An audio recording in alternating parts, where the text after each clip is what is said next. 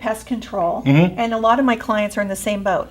They think they're having pest control done for termites, when in fact it's probably not the case. Nope. As in my case, when I thought the pest control guy was checking for all kinds of bugs, he wasn't, and later on found out that's a separate inspection for the pest control guy. So when you came out, you said, well, you have termites, and I said, well, for the last 5 years I've had treatment for bugs, and they didn't seem to be involved at all with the treatment. Termites just lived nicely. What is the difference, and why is it that the pest control industry doesn't address, why are you separate from the guy that comes out from termites? There are actually two different licenses, believe it or not. Okay. Now, a lot of companies do both. We just like to stick with what we're really, really, really specialized at and very good at and very educated at, and that's termites. Right. Okay. But so I think that's an important component here for everybody out there. If you think you're having pest control and that includes termite, you might want to check with the pest control company to make sure that they are actually doing both, because I was unaware and didn't realize. And that's a very good I ended point. up having to tent my house, thanks, Dennis.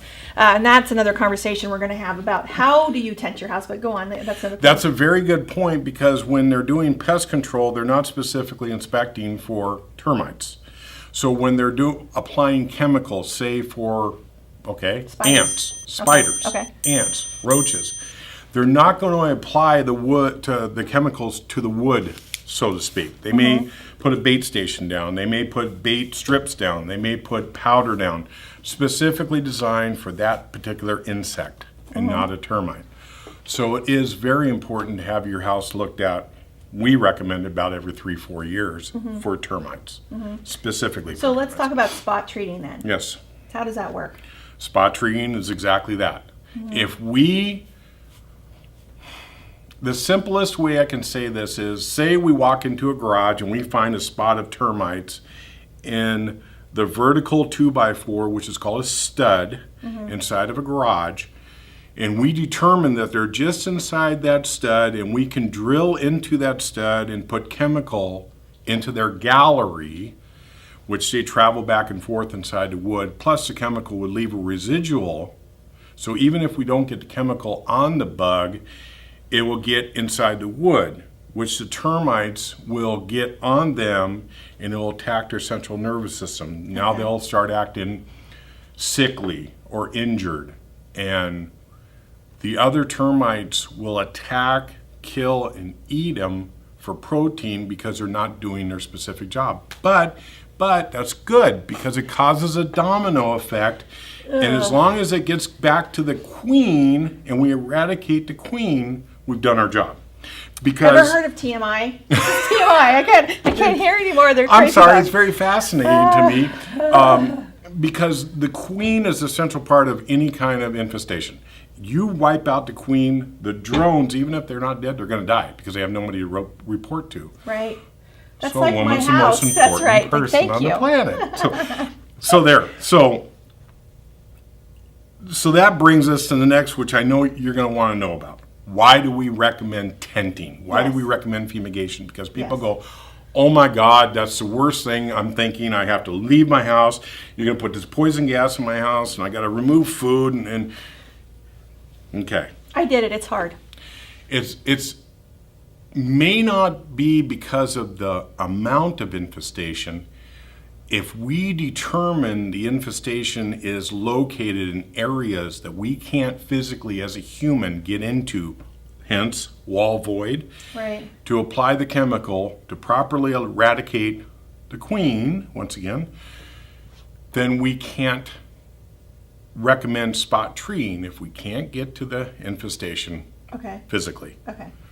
That's why we recommend a fumigation process, because a fumigation process is a poisonous gas, and it goes throughout all living space within the structure. So how does it work? You take your stuff out, you put it in bags. They give you bags. It's very nice they give you bags, but you really don't want these bags because It means you got to put everything in the bags, and you don't know how much stuff you have until you do this, because it's a lot.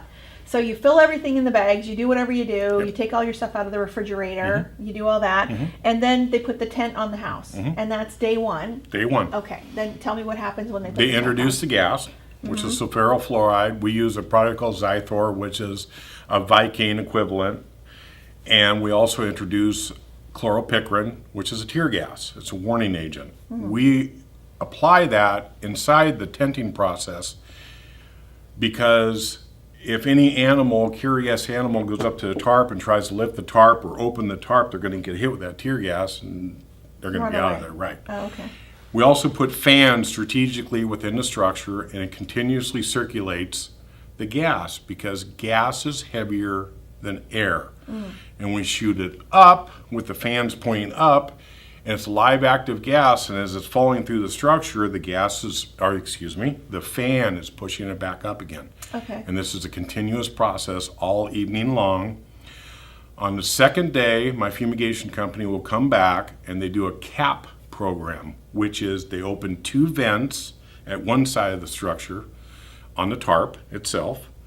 And then on another side of the structure, probably in the front, they have a big orange tube that they pull the cap off of and turn a fan system on. That starts the excavation process to get rid of the poisonous gas, to get rid of the warning agent chloropicrin.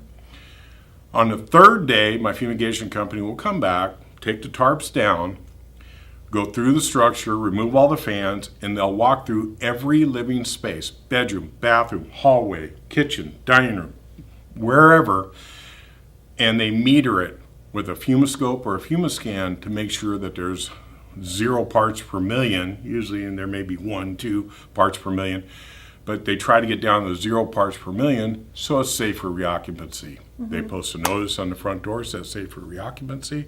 And folks, I want you to know we've been in business for over 40 years. We've never gotten somebody sick, injured, or hurt, and we're not going to start now. Okay. It's a safe process. It's most dangerous when the tarp is on it. When the tarp is off and when it's been cleared, good to go.